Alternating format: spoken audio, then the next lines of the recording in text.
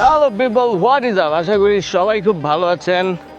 আমি এখন আছি হচ্ছে সিলেট চা বাগান। সবাই দেখতেই পাচ্ছেন সিলেট চা বাগানে আছি। গাইজ আপনার হচ্ছে দেখতে পারতেছেন ফুল ভিউটা খুবই সুন্দর। এখানে আসলে কোনো মানুষজন নাই, একদম ঝিরিঝিরি পথ দিয়ে হেঁটে যাচ্ছি। গাইজ আমি হচ্ছে এখন একদম চা বাগানের ভেতর দিয়ে পাহাড়ের উপর উঠতেছি। আপনারা দেখতেই পাচ্ছেন, এই যে আমি। ওয়েদারটা খুবই ভালো, একদম মেঘলা মেঘলা একটা ওয়েদার।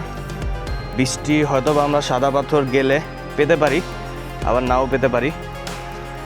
যাই হোক, আপনারা দেখতে থাকুন ফুল ব্লগটি।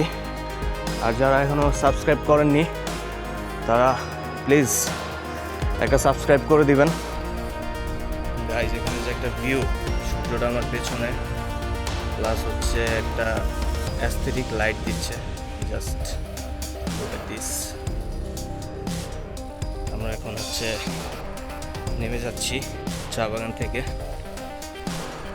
এখন যাব হচ্ছে আমরা ভোলাগঞ্জের উদ্দেশ্যে, সাদা পাথর। ভিউটা দেখেন আমার সামনে, সানটা হচ্ছে একদম আমার এই পাশ দিয়ে ঘুরতেছে, একটা অন্যরকম ফিলিংস দিচ্ছে রোদের আলোটা। যাই হোক, হ্যাঁ ভাই চা তো সকালে আমরাও খাইনি। ভিতরে ঢুকলে বকশিস দেওয়া লাগে, এটা কারণটা কি ভাই? অবশ্যই পরিষ্কার করে আপনাদের মতন পর্যটক নিরাপত্তা দিয়ে অনেক ধরনের কাজ করতে, এই যে ছোটো ছোটো জায়গাগুলো বানাইতে আমাদেরকে, এই যে টিস্যু ফেলে যাচ্ছি, চিকিৎসা জায়গাগুলো ফেলে যাবে, সবগুলো পরিষ্কার করতে আমাদের। আচ্ছা, এই জন্য 4 টাকা বসে ভাইয়া জায়গাটা কিন্তু পরিষ্কার রাখবেন, হ্যাঁ। আর যারা এখানে ময়লা আবর্জনা ফেলবে এদের থেকে ধরে জরিমানা নেবেন, বুঝছেন? এত সুন্দর একটা জায়গায় মানুষ, এই যে দেখেন ভাই, চিপসের প্যাকেট, বোতল। গাইজ আমরা সিলেটের অপরূপ দৃশ্য দেখতে দেখতে যাচ্ছি সাদা পাথরের দিকে। জাস্ট দেখেন কতটা সুন্দর চা বাগান। চা বাগানের পাশ দিয়ে যাচ্ছি আমরা।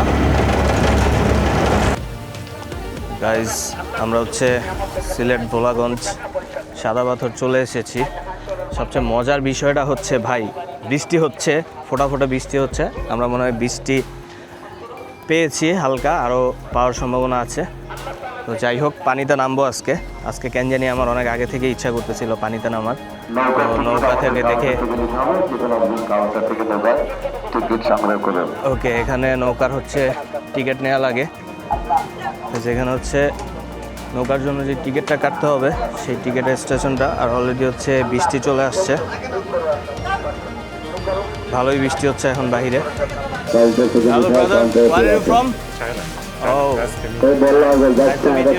nice to meet you ma'am. Guys, আমরা এখন হচ্ছে সাদা পাথর যাওয়ার জন্য বোটে উঠে গেলাম। দেখতে পাচ্ছেন একদম মেঘাচ্ছন্ন একটা আকাশ, প্লাস হচ্ছে বৃষ্টিও হচ্ছে, ভালোই বৃষ্টি হচ্ছে। মোটামুটি হচ্ছে ভিজে ভিজে গিয়েছি, এরকম আর কি অবস্থা। ভালোই বৃষ্টি হচ্ছে। তো যাই হোক, ভিউটা খুবই সুন্দর। একদম সাদা পাথরের কাছে গিয়ে আমরা এই বোট থেকে নামবো। আপনারা দেখতে থাকুন ফুল ব্লগটি। গাইজ দেখেন কি পরিমাণ ঢেউ একদম পুরো আছড়ে পড়ছে। এটাই হচ্ছে মেইন ট্যুরিস্ট যে স্পটটা, সেখানে আমরা আসলাম। এখন হচ্ছে একদম পাহাড়ের যেই ফিলটা সেটা নেওয়ার জন্য আমরা পাহাড়ের কাছে যাচ্ছি। এখানে ঘোড়া আছে, আপনারা যারা ঘোড়ায় রাইড করতে চান তারা এখান থেকে ঘোড়া নিয়ে নেবেন। ন্যাচারাল বাতাসের মধ্যে জিনিসগুলো হচ্ছে ঘুরতেছে। গাইজ আমরা হচ্ছে একদম সাদা পাথরের কাছে চলে আসলাম। এখানে অনেক ফরেনার টুরিস্টরাও আছে। আমার সাথে অলরেডি দেখা হয়েছিল, চায়না থেকে এসেছে, অ্যান্ড আরও হয়তোবা অন্য দেশেরও আছে। যাক, ভালো লাগলো যে আসলে ফরেনাররা বাংলাদেশের ট্যুরিস্ট স্পটে আসে ঘুরতে। বিষয়টা আমাদের জন্য গর্বের। তো এই জায়গাগুলোকে কিন্তু আমাদের ওইভাবে রক্ষণাবেক্ষণ করতে হবে। ওইভাবে টেক কেয়ার করতে হবে। আমরা যদি পাথর নিয়ে চলে যাই নৌকা ভর্তি করে, তাহলে কিন্তু মানুষ এখানে আর আসবে না। আমরা হচ্ছে সাদা পাথরের একদম মেন যে স্পটটা সেখানে এসেছি। এখানে মানুষের ভালোই রাশ আছে। তো আমরা হচ্ছে একটা নিরিবিলি জায়গায় এসেছি। এখান থেকে আমরা পাহাড়ের যে ভিউটা সেটা পাচ্ছি। গাইজ ওই যে দূরে ওখানে দেখা যাচ্ছে একটা লোকালয় যেখানে আসলে মানুষ থাকে ভাই। ওখানে মেঘ ওদের বাসার উপরে, জাস্ট ভিউটা চিন্তা করেন কতটা ইন্টারেস্টিং। আলহামদুলিল্লাহ, সুবহান আল্লাহ, আল্লাহর সৃষ্টি, কি অপরূপ দৃশ্য আজকে দেখছি আমরা ভোলাগঞ্জ সাদা পাথর।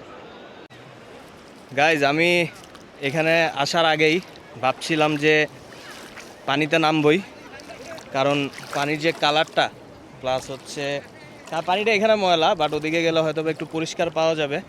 বাট আসলে এখানে এসে পানিতে না নামলে আসলে মিস।